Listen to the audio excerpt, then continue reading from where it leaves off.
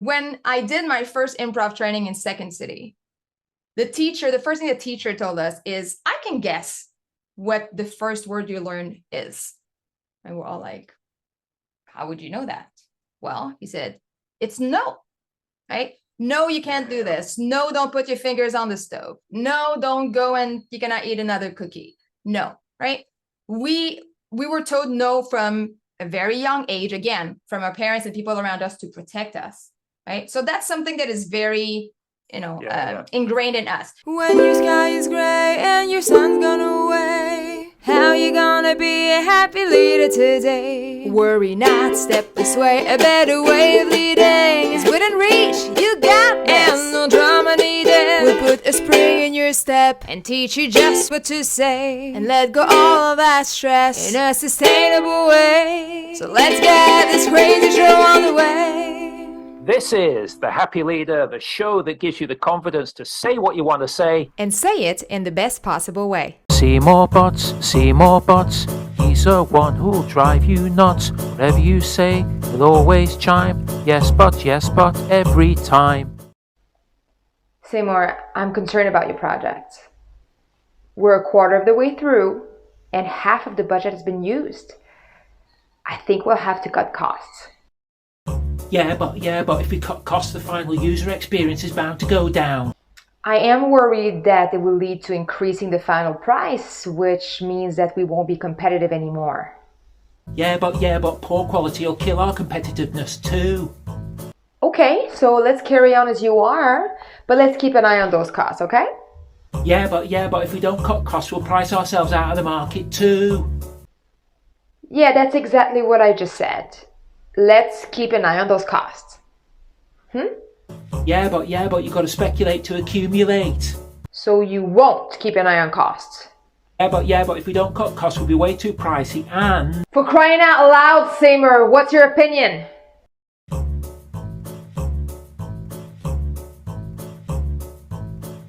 What do you want to do? Yeah, but it's not about what I want. Bingo, that's another meeting derailed from my to-do list. Shimmy, shimmy, yaw, shimmy, yam, shimmy, yay. Give me the mic so I can take it away. Off on a natural charge bon voyage from the home of the Eagles Croydon Squad. Welcome to the Happy Leader Show, my brothers and sisters in GIF. Put your dancing shoes on. It's time for...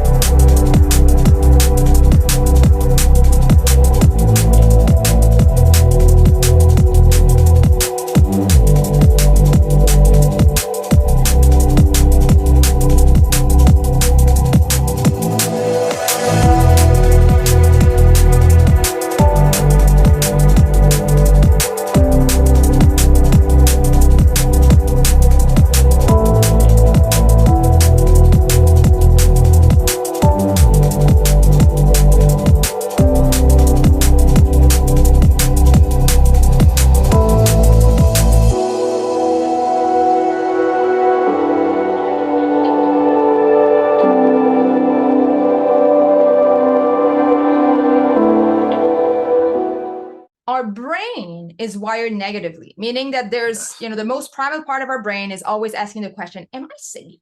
So we're constantly scanning, is there potential threat around me, Yes, exactly. right? So there's always that, am I safe? Am I in danger? Plus we have our ego on top of that that's asking, what about what I think? What about my idea? Am I being respected here, right? So we have all of these mechanisms already ingrained in us that make the yes, but such a default. Yeah, it's right? 100% right. When we're receiving information, right? We're maybe getting defensive, or we're just thinking, because here's what the yes, but is. We're being analytical. Is this right? Is this wrong? Right? Or we are narrowing the thinking, or we're shrinking ideas, or we are using it to provide another point of view or a counter argument. So it can definitely be very, very useful. The thing with the yes, but is that it's not useful all the time. Yeah, I mean, when we're talking about collaboration, I mean, I think one of the things to say, we all have this idea, collaboration seems such a positive word, doesn't it? Whereas, for example, conflict is such a negative word, or nerves are such a negative word. There are some words that repel us, some words that attract us. Collaboration is one of those words. Having said that, collaborating is often very, very difficult. It's often very fraught. People bring, like, as exactly as you said, people bring their egos to the table, people get defensive. A very simple example I would give, we work with a lot of internal auditors, right? Like 20 years ago, we were doing audit communication training for Dexia. And it's all about having those difficult conversations with the audit client, right? This is a perfect example of collaboration. As an auditor, you don't own the business. You're independent from the business that you're auditing. Then there's a business owner, the client, the audit client, right? So you have to persuade them to accept the finding, and you have to work with them to build a recommendation that they're going to be committed to closing. But the auditor is always defensive because this is like boss's boss type level of position. So as soon as some sort of question or challenge comes from the audit client, straight away they put their guard up, and the guard always looks like yes, but. Yes, but is boxing gloves up. Yes, but this is the one. Yes, but it's the global policy. Yes, but there's a law on this. Yes, but there's a regulation.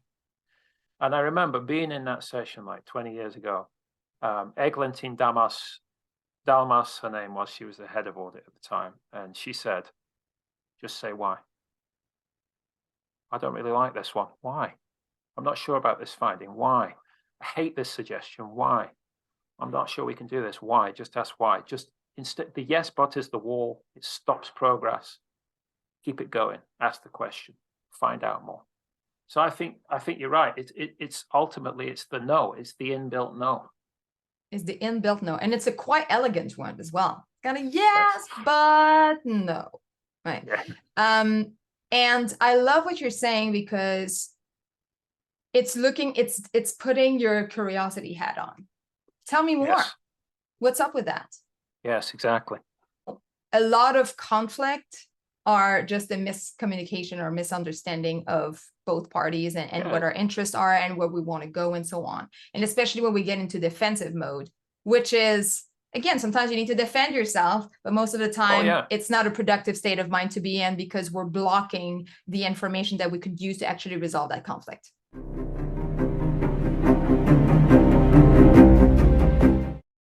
Blood and fire, partner. There's a body outlined by every single desk. It's like a blooming Keith Haring artwork in here. It's a classic case, amigo. You think we have an 808? Yep, I bet my badge these participants died of boredom. Once again, it's death by internal training. Did you, or did you not, use more than 50 slides in 60 minutes? What? But slides express knowledge. Knowledge is what we are here for. Give me a break. No human can possibly absorb this much theory without falling into a coma, and you know it. You knew exactly what you were doing, Megahead. Your weapon of choice is theoretical crap nobody will remember nor apply. And you enjoy watching them perish into boredom, you son of a brobby. Boredom now, 1845. State of being bored. From the Old English borean, to bore through, perforate, to bore auger. Cover your ears, amigo. Get in behind bars.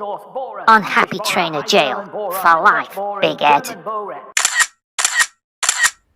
Stop boring trainings.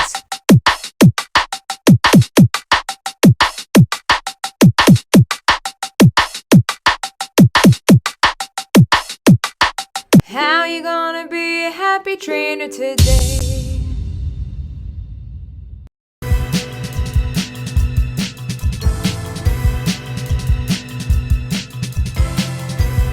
Foxtrot uniform, Charlie Kilo. Talkie walkie's got empathy zero. Never stops. Talkie the talk. Walk it though. Otto. I'm in a convo, kinda interested. I get bombarded with all this thinking. There's only one thing that comes to mind. I have this urge to say it. I don't realize it's the What? There's only one word that can satisfy. It's the but I need to express my opinion, a counter-argument to finish your sentence, a better idea before I even got yours. I feel the urge to say it, I just can't help it, it's a... What? You're so wrong. I need to say it. It's a but. Analyze it without realizing. Killing momentum without even trying. Anti-creative without even knowing. It's stronger than me. It's the but that won't work though. Yeah, when collaborating, here's the thing. If you build obstacles, people are going to trip. If you build obstacles with your I love that. communication, people will trip. Absolutely. It could be you, it could be them. We don't want this. Right, how do we fix it, Jen? Yeah. So what I suggest is the tool of the yes and. Now, what is the yes and? The yes and is, if you've done anything with improv, it's the number one thing that you're going to hear at the beginning. You need to yes and. Now, what is that? Well, in an improv context, right? When you're on the stage and you need to build a story with somebody that you haven't had the time to consult, it's not the time to start negotiating who are you and what's happening and where are we. We need to take the information that the other person has given us, build on it. Yes, and when both of us do that, we can co-create. So, and I have to say that when people don't yes and on an improv stage, it gets really cringy real fast. And I say that all the time. So I would say it's the awful cheap laugh, right? We're just going for the cheap laugh. Yes. Yes, for sure. It's so crap. And it also gets in the way of building something together. We just become one against the other. Let's do an example. Should we? Yeah, let's do an example. So if you give me a prompt, and then here's what it would look like to yes, but. All right, so here we go. Oh, Jen, I've got this lovely new tie that my wife gave me for my birthday, but I'm not really sure it goes with this shirt. What do you think? What tie? I mean, you had your shirt off all day. I don't understand. And you're not married. Like we're in Daytona Beach. This is spring break, dude. What are you talking about? Yeah. Uh-oh. Where are we going from here? All right, where are we going? So we're not even, the thing with that is that we don't even agree. I'm delusional. Yeah. And you're not even Jen. Yeah, exactly. But the thing is that we don't even agree on the same reality. How can we build together? We don't build anything. It's just right? If we don't even agree on what the reality is. Yeah. And that's the same in collaboration, right? We want to make sure that we're on the same page so that we can build together. Now let's do it again. Same prompt, and let's use the yes and instead.